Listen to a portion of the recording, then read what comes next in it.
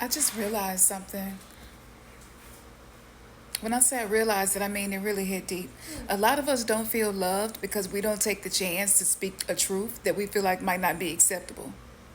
The more you suppress your truth, the kind of truth where you like, if I say something, it might lead to a disagreement, or I don't want to rock the boat. Those moments. Well, when you don't speak those words, you don't give the person on the other end the opportunity to love you through that moment. So if you're people pleasing and you're always being nice and you're always going out of your way to suppress your truth to make someone else comfortable, well, the love doesn't get challenged, not from your end. And you can find yourself feeling a lack of love from that person because you have not went through things that allowed that person to express love to you, and oftentimes is out of fear.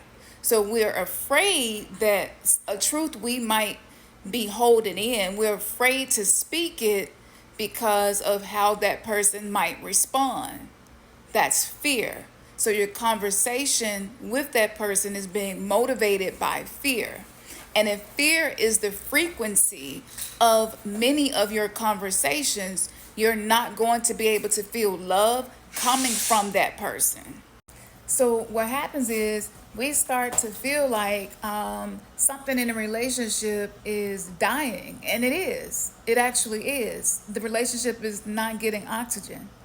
Truth is oxygen. So anytime your behavior or your conversation is motivated by some form of fear, you have now shifted the frequency in your relationship to the same frequency of fear and everything that comes with it. And intimacy cannot thrive when it's in the frequency of fear, when you're allowing yourself to linger and be in that space every single day. Sometimes a few times a day, sometimes a lot of times a day. Sometimes we're operating like that all day long. And so walking on eggshells is basically putting yourself in a position where you don't get to experience forgiveness from the other person or your partner. Now, I'm like, one of my main soul missions is to help people overcome certain patterns in relationships that are not easy to overcome because the solutions really have not been laid out for us. So I get this information from the Akashic records. That's the data that is held from everything that has ever occurred or will occur. That is basically the programming of the universe, everything seen and unseen.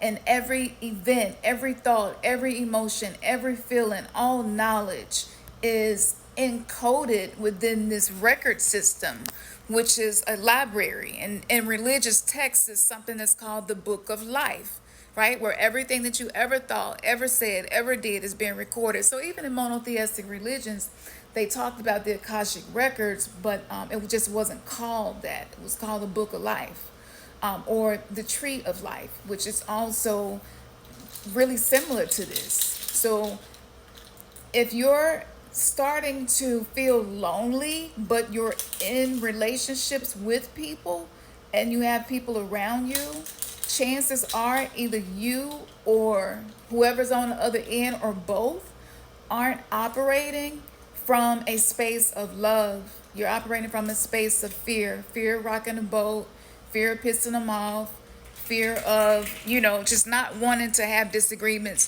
For those of us who have trauma that we experienced as children, where conflict was communicated to you on a subconscious level to be something that's negative and it always ends bad. And this is not conscious, it's subconscious. So you may not be aware of why you do what you do, why you walk on eggshells, why you withhold your truth. Or you could be aware and you could know that my partner in the past, or whoever the other person is I'm dealing with in the past, have behaved this way. And so it's a learned behavior from whatever trauma dynamics is in your relationship. You want to start breaking this. Now, it's going to be scary. You're going to have moments where if you have any abandonment issues, you're going to feel that come up. You're going to hear a voice say to you, this is one of those truths that you would usually keep to yourself. So don't say anything because you could be rocking the boat. Okay? And this doesn't mean that we just start to not care about how we affect people and just saying anything anytime. This doesn't mean that. But what this does mean is that we take a risk. Love and trust requires strategic risk to be sustained. Are you taking risk in your relationships? Because the moment when you stop taking risk, the moments when you start to feel like you have to walk on ice and tread very lightly all the time, is when the relationship starts to die. And that's not always a negative thing. Okay, this is why relationship resets. I've been teaching about this. Me and my partner have been talking about this for at least 8 or 9 years. But it's good to be intentional and do relationship resets so that you can reset the patterns that you all are interacting with each other in. And so, yes, it's going to feel scary, but just start small. Start small by having moments where you ask for what you really need. So if you need something, but you feel like your partner probably is not going to want to do it because they're tired, or they might not feel like doing it, or they might be feeling a way about tension, that you feel between the two of you, but nobody is talking about it. We do this type of stuff, right?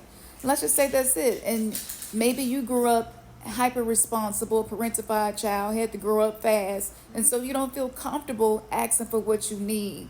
You have a tendency to have this avoidance of being a burden on people, and so you will have a hard time asking for help. If that's the case, you want to start doing the opposite and start asking for help, even if you feel like they might say no. Even if in the past they have said yes, but it was like, oh, yeah, I'll go do it for you. Something as simple as that will make us not want to ask for help ever again.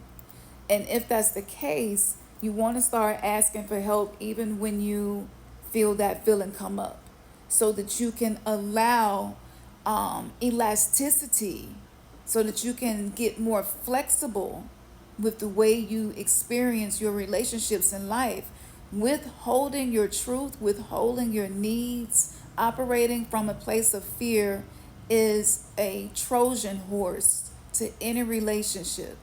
And so a lot of us, especially those of us in long-term relationships and who are married and going through a spiritual awakening, we probably feeling lonely. And this is cycles of this where you go in and out of feeling lonely.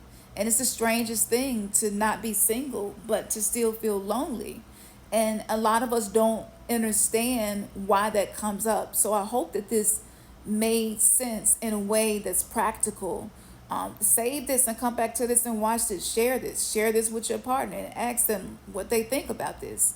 Sometimes we just need a little help getting those heart conversations started, because if you're not operating from the heart space in your relationships, they are going to die, okay? Because no blood, no life force is being pumped through that relationship. You have to take a risk. And the downside of me being a parentified child, scapegoat, codependent, black sheep, people pleaser, and empath, also highly intuitive, is that oftentimes what I'm picking up on the vibe is accurate, but I have to move in a way that's beneficial to me, even if I'm afraid to. So I'm asking for help way more than I ever have in my life. And you want to do the opposite of what you've been doing so that you can have change that you desire. On the new earth, there are new rules. And with this last eclipse that we had and this last super full moon, Libra, it switched up the whole game. So as an oracle, I'm telling you to bend the spoons, the things in your life that seem unbendable. You must do the opposite and have courage and take risk in love.